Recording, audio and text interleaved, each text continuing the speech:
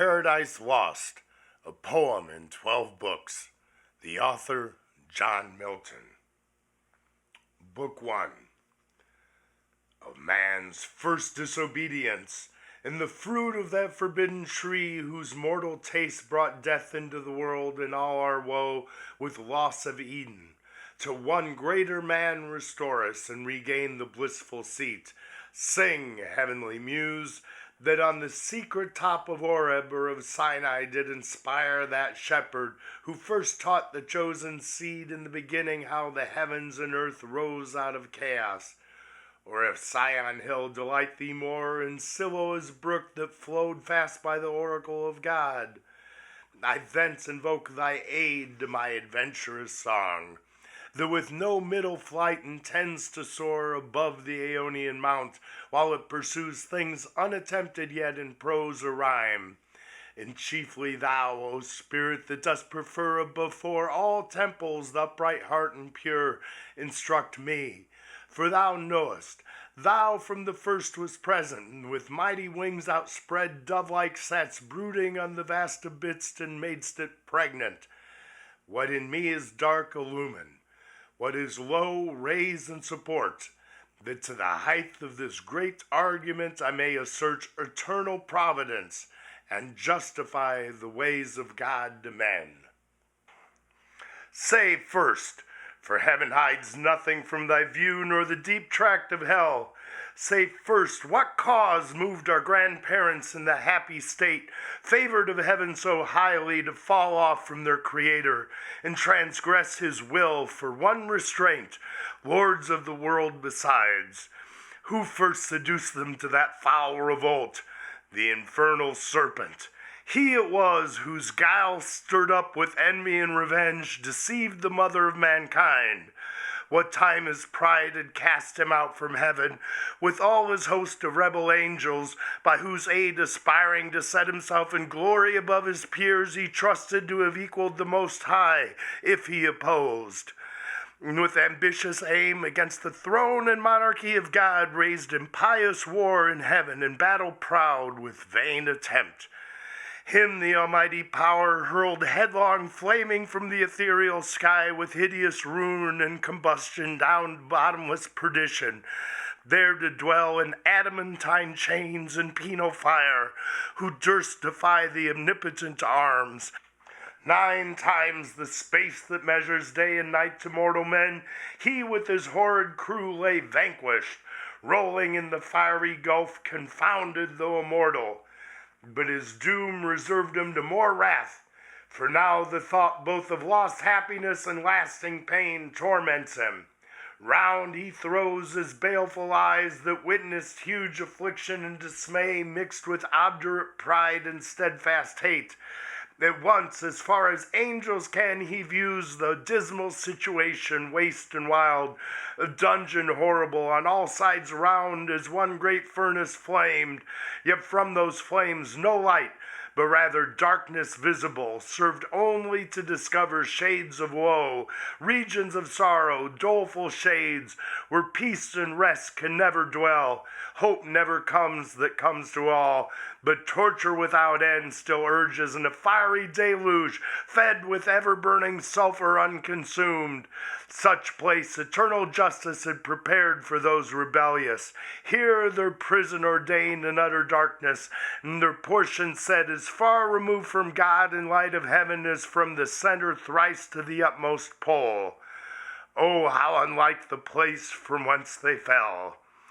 There the companions of his fall, overwhelmed with floods and whirlwinds of tempestuous fire, he soon discerns, and weltering by his side one next himself in power and next in crime, long after known in Palestine, and named Beelzebub, to whom the archenemy and thence in heaven called Satan, with bold words breaking the horrid silence, thus began: If thou'st be he, but oh, how fallen, how changed from him who in the more happy realms of light, clothed with transcendent brightness, did outshine myriads though bright. If he who mutual league, united thoughts and counsels, equal hope and hazard in the glorious enterprise, joined with me once, now misery hath joined in equal ruin, into what pit thou seest from what height fallen, so much the stronger proved he with his thunder. Until then, who knew the force of those dire arms? Yet not for those, nor for what the potent victor in his rage can else inflict, do I repent or change, though changed in outward luster. That fixed mind and high disdain from sense of injured merit, that with the mightiest raised me to contend, to the fierce contention brought along innumerable force of spirits armed that durst dislike his reign, and me preferring his utmost power with adverse power opposed in dubious battle on the plains of heaven, and shook his throne. What though the field be lost? All is not lost. The unconquerable will and study of revenge, immortal hate, and courage never to submit or yield, and what is else not to be overcome. That glory never shall his wrath or might extort from me, to bow and sue for grace with suppliant knee and defy his power, who from the terror of this arm so late doubted his empire. That were low indeed, that were ignominy and shame beneath this downfall. Since by fate the strength of gods in this imperial substance cannot fail, since through experience of this great event in arms not worse, in foresight much advanced, we may with more successful hope resolve to wage by force or guile eternal war irreconcilable to our grand foe, who now triumphs, and in the excess of joy sole reigning holds the tyranny of heaven. So spake the apostate angel, though in pain, vaunting aloud, but racked with deep despair, and him thus answered soon his bold compeer. O Prince, O Chief of many throned powers, that led the embattled seraphim to war under thy conduct, and in dreadful deeds fearless endangered heaven's perpetual king, and put to proof his high supremacy, whether upheld by strength or chance or fate.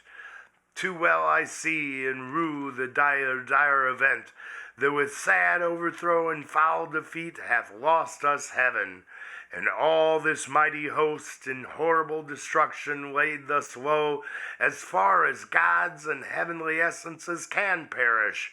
For the mind and spirit remains invincible, and vigor soon returns, though all our glory extinct and happy state ere swallowed up in endless misery.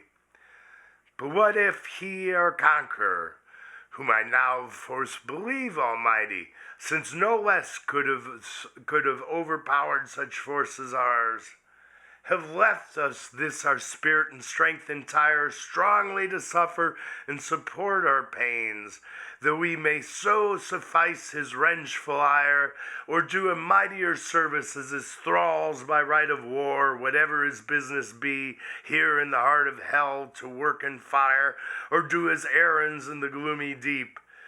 What can it then avail, though yet we feel strength undiminished, or eternal being to undergo eternal punishment? Whereto with speedy words the archfiend replied, Fallen cherub, to be weak is miserable, doing or suffering. But if this be sure, to do aught good never will be our task, but to ever to do ill our sole delight, as being the contrary to his high will whom we resist. If then his providence out of our evil seek to bring forth good, our labor must be to pervert that end, and out of good still to find means of evil, which ofttimes may succeed, soon as perhaps shall grieve him, if I fail not, and disturb his inmost counsels from their destined aim. But see, the angry victor hath recalled his ministers of vengeance and pursuit back to the gates of heaven.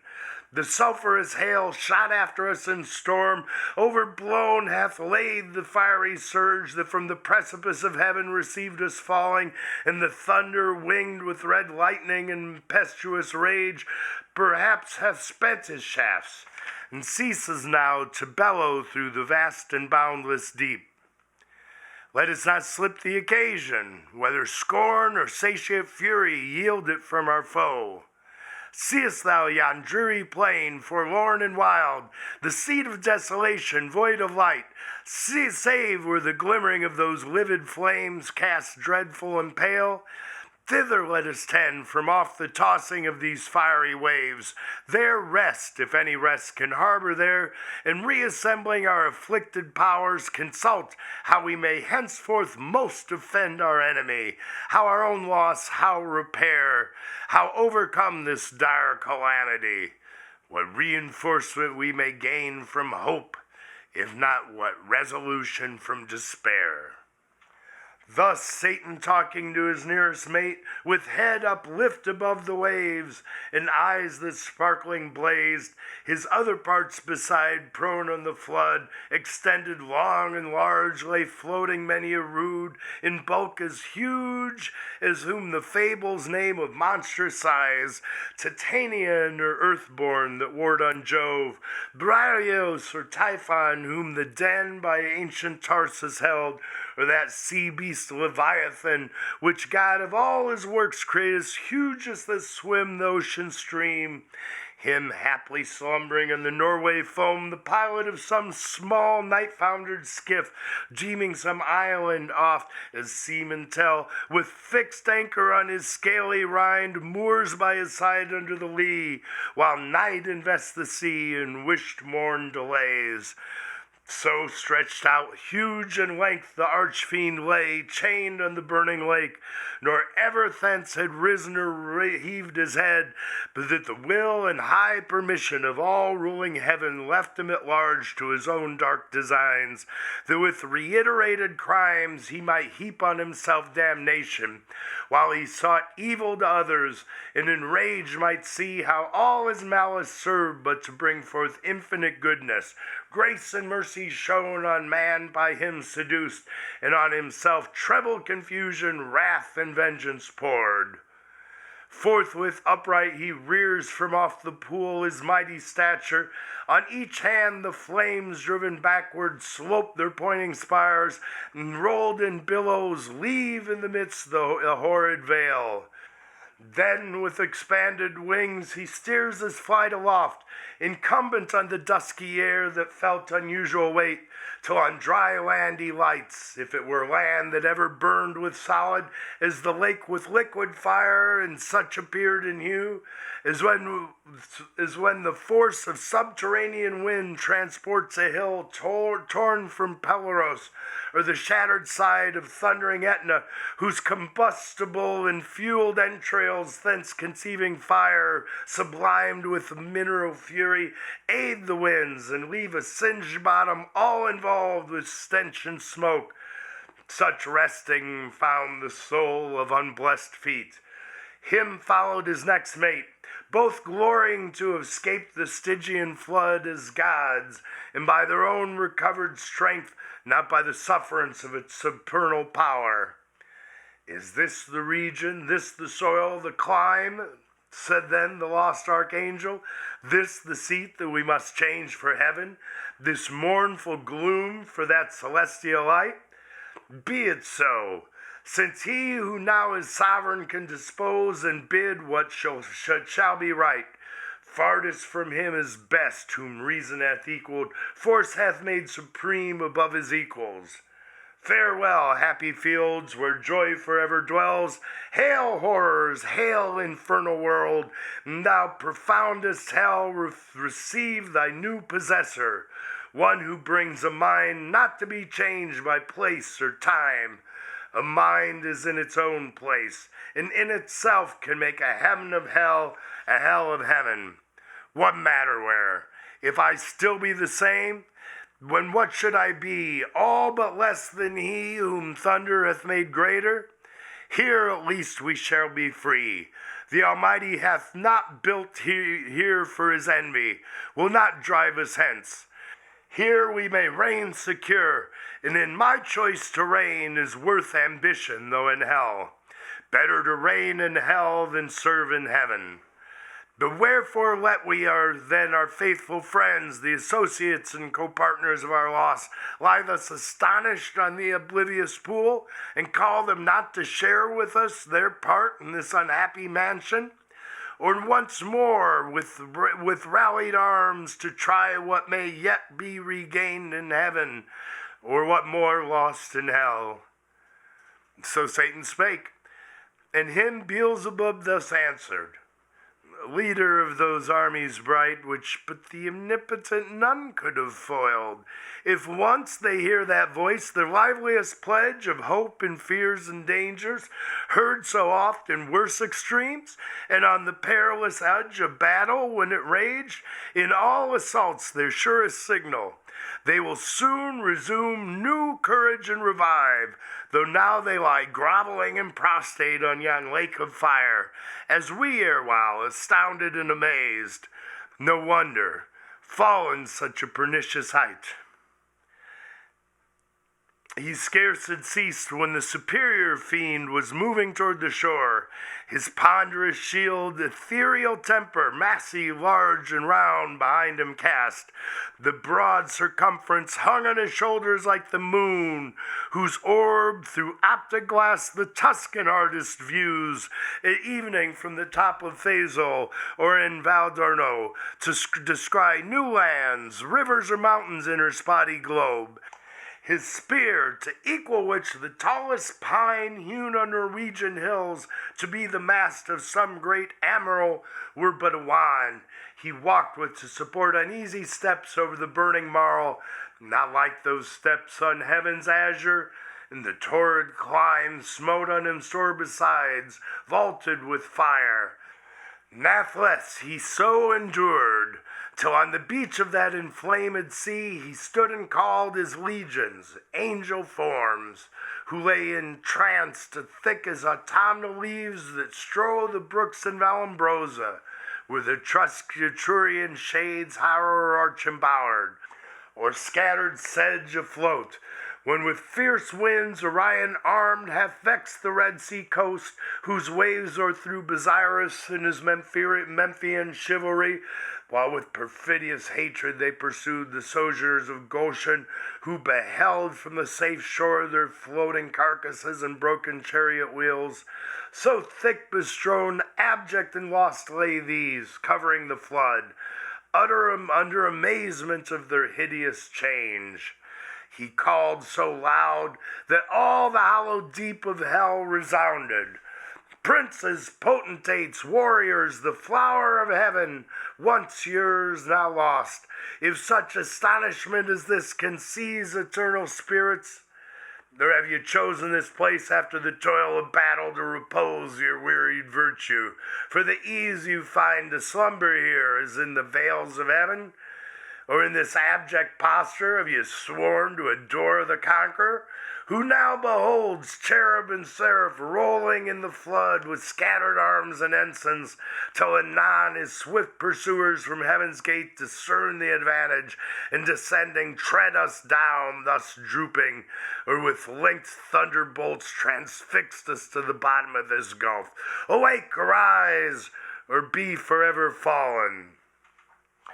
They heard and were abashed, and up they sprung upon the wing, as when men want to watch on duty, sleeping found by whom they dread, rouse and bestir themselves ere well awake.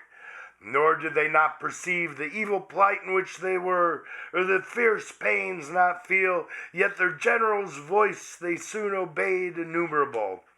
As when with potent rod of Amram's son in Egypt's evil day waved round the coast, upcalled a pitchy cloud of locusts, warping on the eastern wind that o'er the realm of impious Pharaoh hung like night and darkened all the land of Nile, so numberless were all those bad angels seen hovering on wing under the cope of hell, twixt upper nether and surrounding fires. till as a signal given, the uplifted spear of their great sultan waving to direct their course, in even balance down they light on the firm brimstone and fill all the plain. A multitude, like which the populous north poured never from her frozen loins, to pass Rhine or the Danau, when her barbarous sons came like a deluge on the south and spread beneath Gibraltar to the Libyan sands. Forthwith from every squadron at each band, their heads and leaders, thither haste where stood their great commander. Godlike shapes and forms excelling human, princely dignities and powers that erst in heaven sat on thrones, though of their names and heavenly records now be no memorial, blotted out and razed by the rebellion from the books of life. Nor had they yet among the sons of Eve got them new names, to wandering over the earth through God's high sufferance for the trial of man, by falsities and lies the greatest part of mankind they corrupted to forsake God their Creator, and the invisible glory of him that made them, to transform oft to the image of a brute, adorned with gay religions full of pomp and gold, and devils to adore for deities. Then were they known to men by various names and various idols throughout the heathen world. Say, muse, their names then known, who first, who last, roused from the slumber on that fiery couch at their great emperor's call, as next in worth came singly where he stood on the bare strand, while the promiscuous crowd stood yet aloof. The chief were those who from the pit of hell, roaming to seek their prey on earth, durst fix their seats long after next the seats of God, their altars by his altar, God's adored among the nations round, and durst abide Jehovah thundering out of Zion, throned between the cherubim.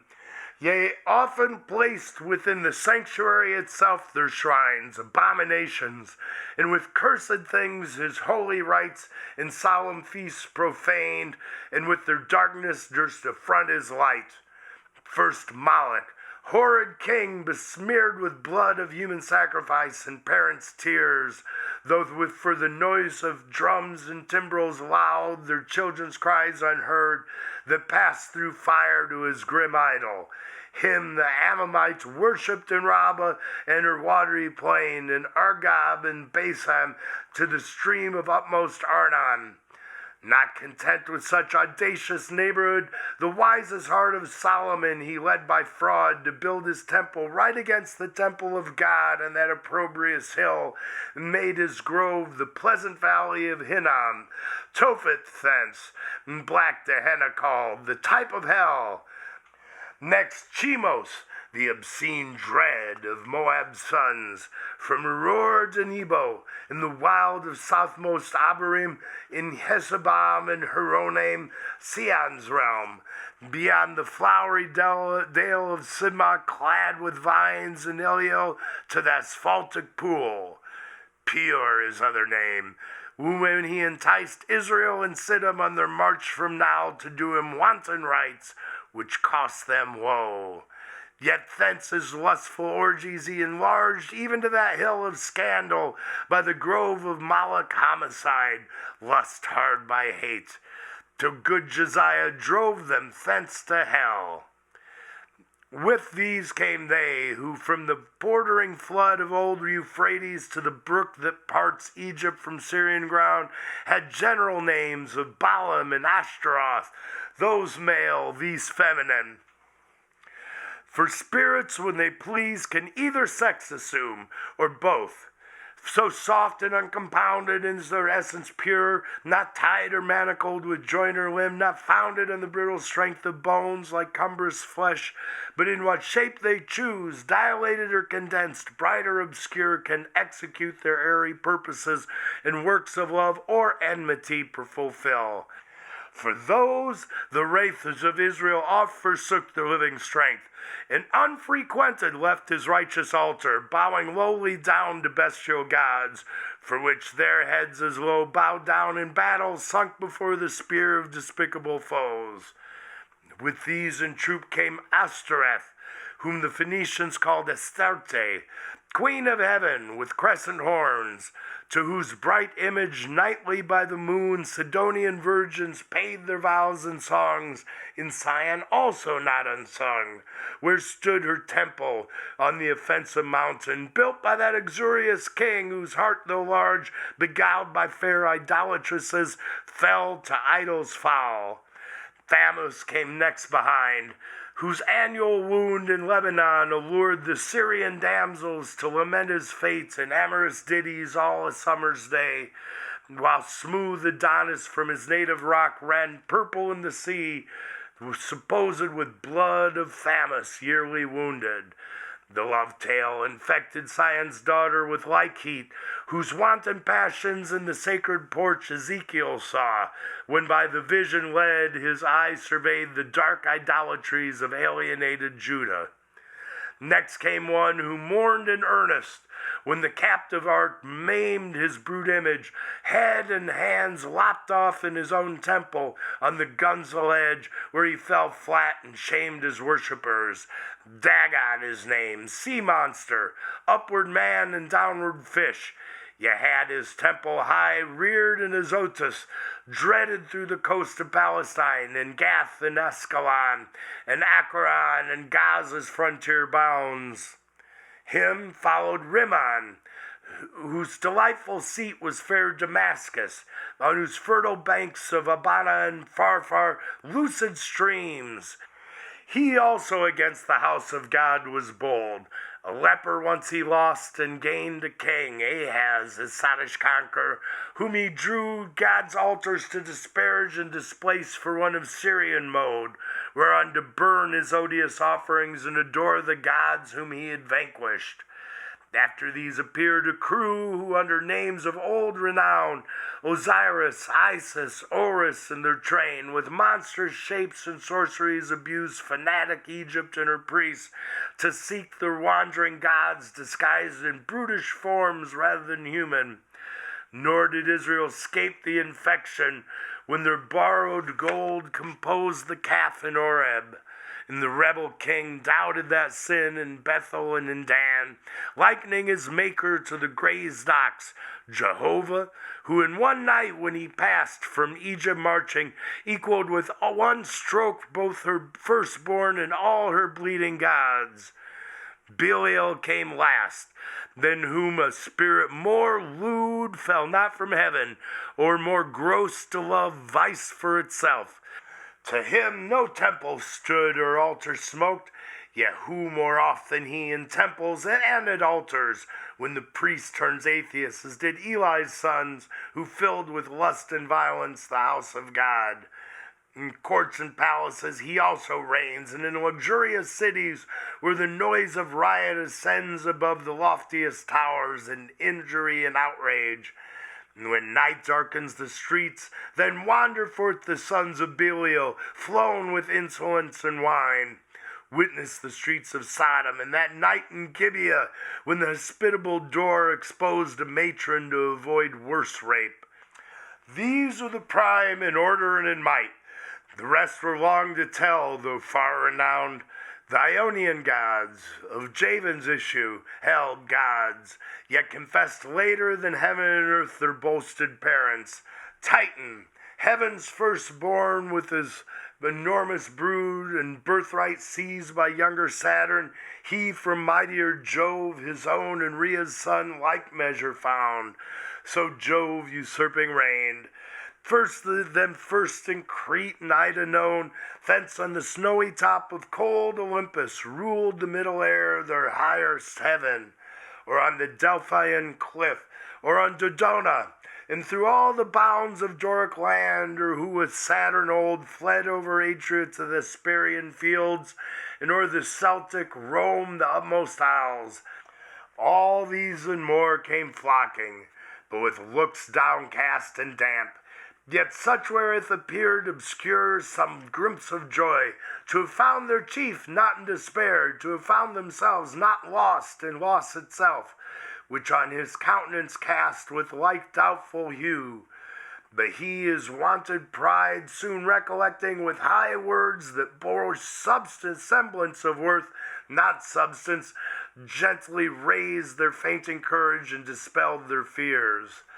Then straight commands that, if the warlike sound of trumpets loud and clarions be upreared as mighty standard, that proud honor claimed Azazel as his right, a cherub tall, who forthwith from the glittering staff unfurled the imperial ensign, which full high advanced shone like a meteor streaming to the wind with gems and golden luster rich emblazed, seraphic arms and trophies.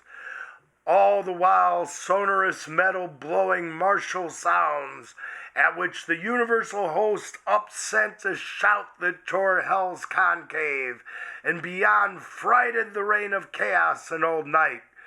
All in a moment through the gloom were seen 10,000 banners rise into the air, with orient colors waving.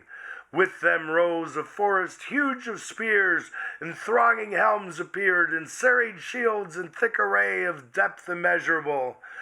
Anon they move in perfect phalanx to the Dorian mood of flutes and soft recorders, such as raise to heights of noblest temper, heroes old arming to battle, and instead of rage deliberate valor breathe, firm and unmoved with dread of death to flight or foul retreat, nor wanting power to mitigate and swage with solemn touches troubled thoughts, and chase anguish and doubt and fear and sorrow and pain from mortal or immortal minds.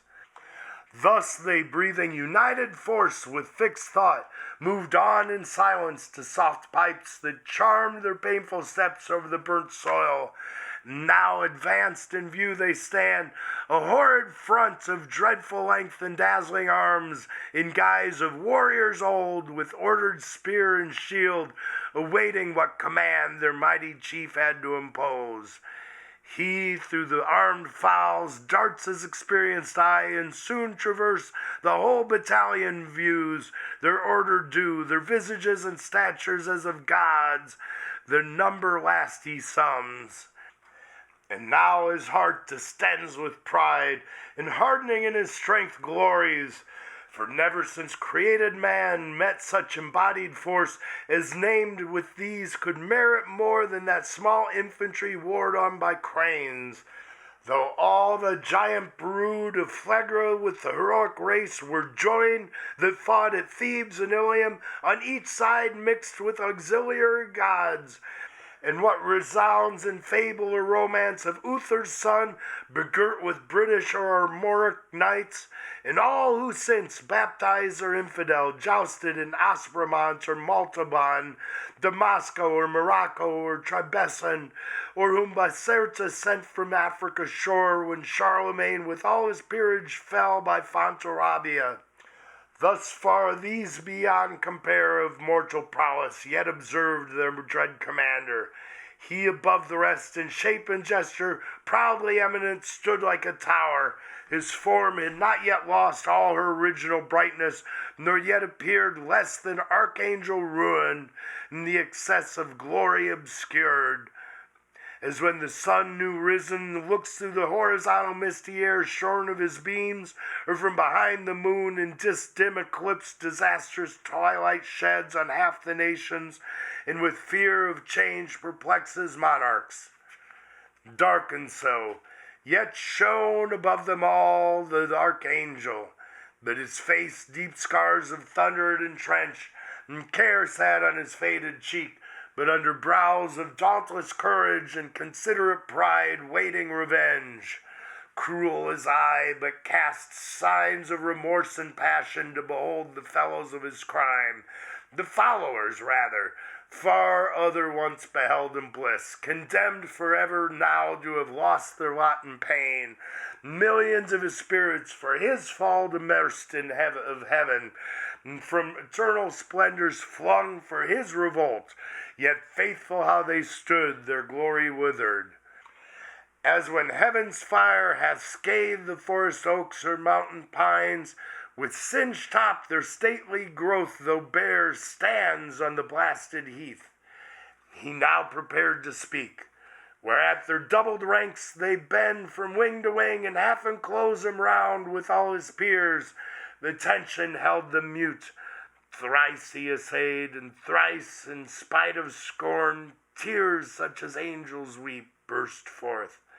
Their last words, interwove with sighs, found out their way.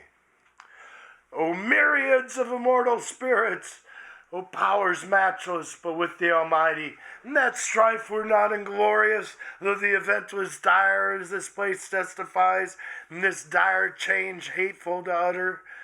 But with what power of mind, foreseeing or presaging, from what depth of knowledge, past or present, could have feared how such united force of gods, how such as stood as these, could ever know repulse?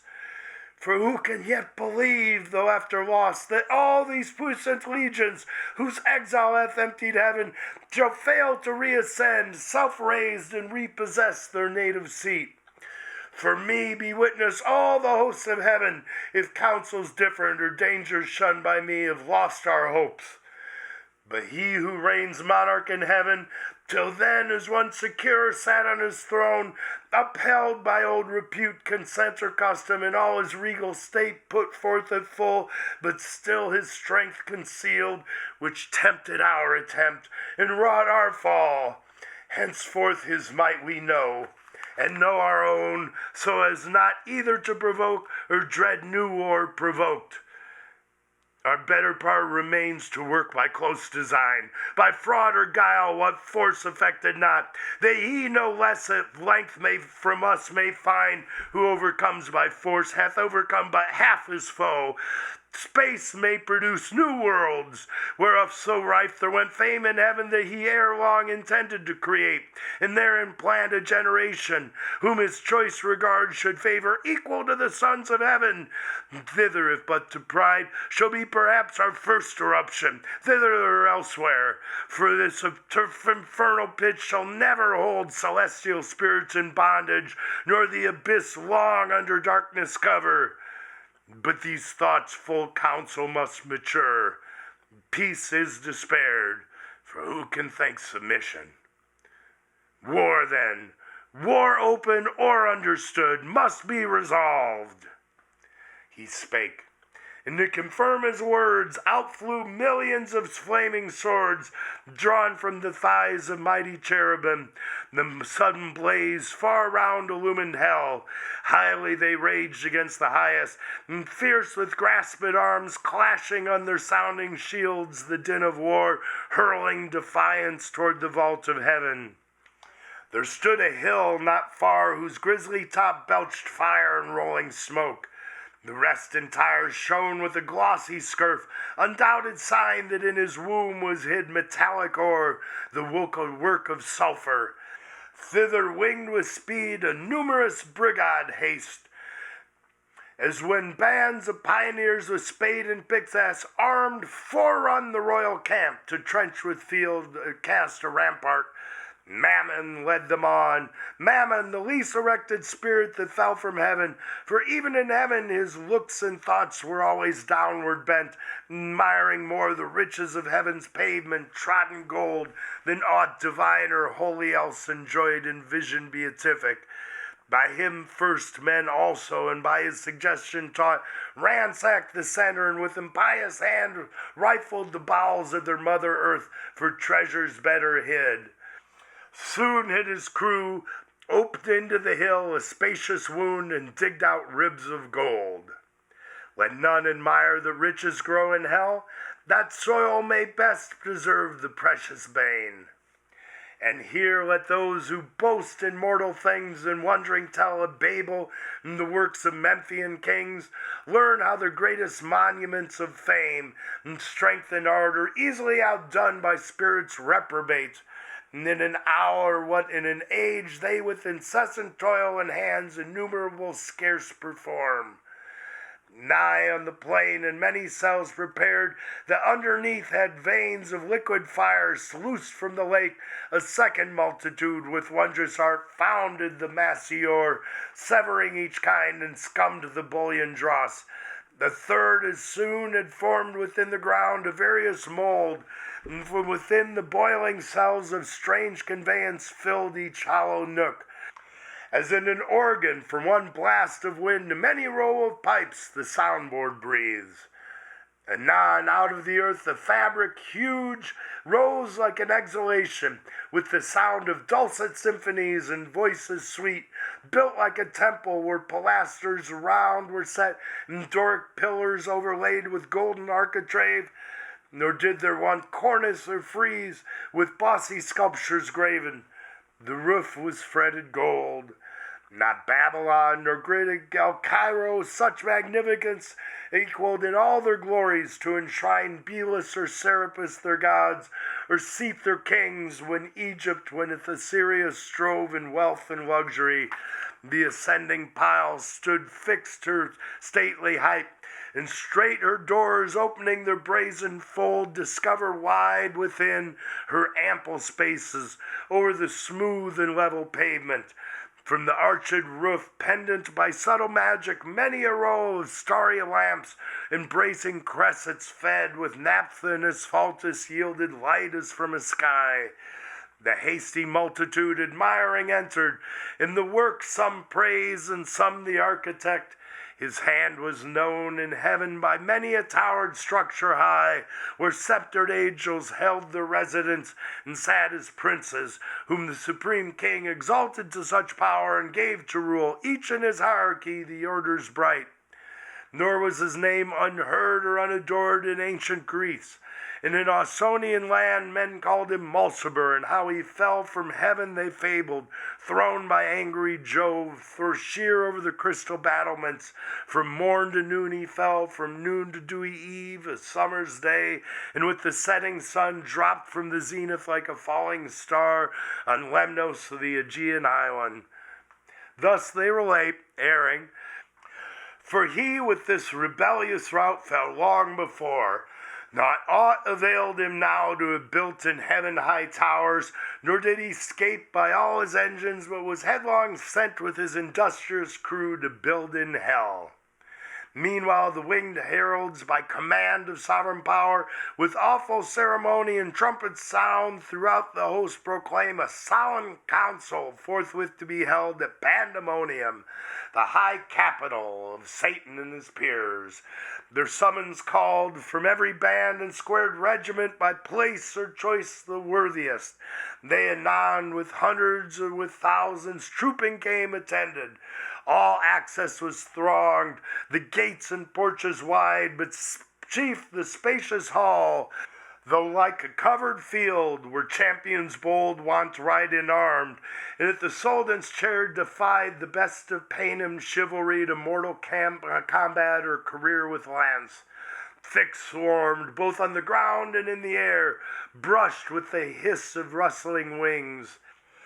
As bees in springtime, when the sun with Taurus rides, pour forth their populous youth around the hive in clusters, they among fresh dews and flowers fly to and fro among the smoothed plank, the suburb of their straw-built citadel, new rubbed with balm, expatiate and confer their state affairs.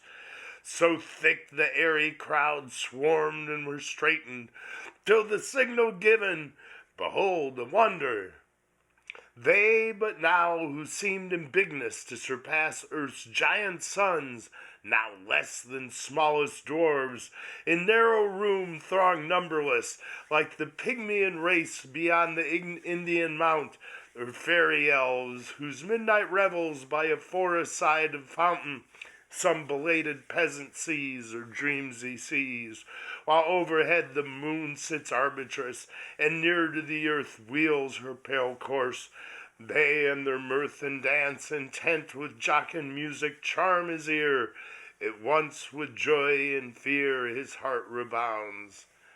Thus in corporeal spirits to smallest forms reduce their shapes immense, and were at large, though without number, still admits the hall of that infernal court.